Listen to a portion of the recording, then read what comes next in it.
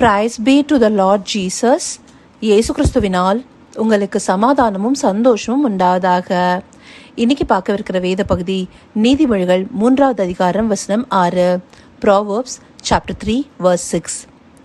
உன் வழிகளிலெல்லாம் அவரை நினைத்துக்கொள், அப்பொழுது அவர் உன் பாதைகளை செவ்வைப்படுத்துவார்.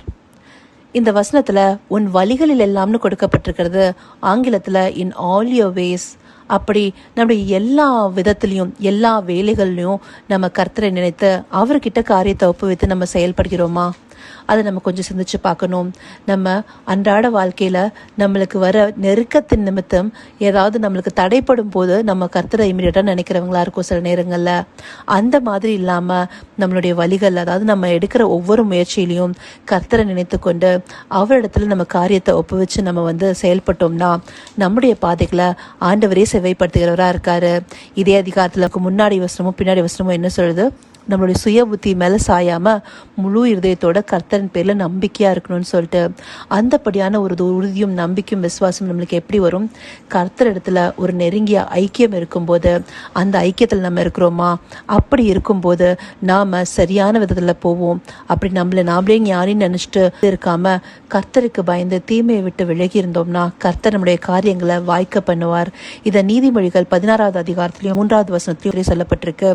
நம்முடைய செய்கைகளை கர்த்தருக்கு ஒப்புவிச்சா நம்முடைய யோசனைகள் உறுதிப்படும்னு சொல்லிட்டு.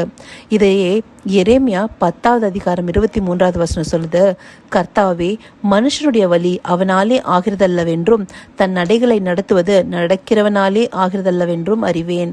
அப்போ நம்ம சொந்த ஒரு முயற்சினால எல்லா விஷயத்தையும் நம்ம சாதிச்சிருவோம் நம்ம சில நேரங்கள் நினைக்கலாம். ஆனா அப்படி இல்லை. கர்த்தரே நம்மளுடைய நடைகளை உறுதிப்படுத்துவார். அதுதான் நீதிமொழிகள் 16வது அதிகாரம் 9வது வசனம் சொல்லுது. மனுஷனுடைய இருதயம் அவனுடைய வழியை யோசிக்கும், அவனுடைய நடைகளை உறுதிப்படுத்துகிறோ கர்த்தர். அப்படி ஆண்டவர் நம்மளுடைய வழிகளை உறுதிப்படுத்துவார், செவ்வைப்படுத்துவார், நம்மளை சரியான வழியில கொண்டு போவார். அப்ப நாம் என்ன பண்ணணும்?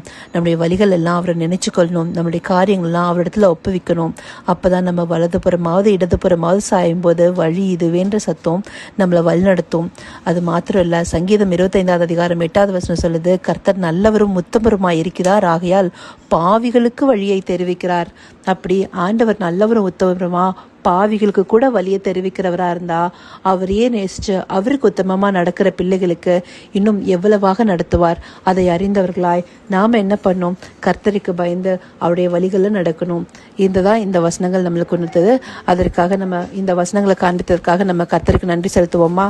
கர்த்தாவே, தேவாதி தேவனே, உமக்கே இந்த வேளையில் நன்றி செலுத்திறோம் ராஜா. அப்பா, நீங்களே எங்களுடைய வழிகள் எல்லாம் எங்களை நடத்தணும் தகப்பனே. நாங்க உங்களை எங்களுடைய வழிகள் எல்லாம் நினைத்துக் கொள்கிற அந்த நல்ல இருதயத்தை எங்களுக்குள்ள கொடுங்க தகப்பனே. விசுவாசத்துல வேரூண்டி நிற்கணும் தகப்பனே. அப்பா, விசுவாசத்தை துவக்கிற ஒரு முடிக்கிற ஒரு நீரல்ல ஒரு ராஜா.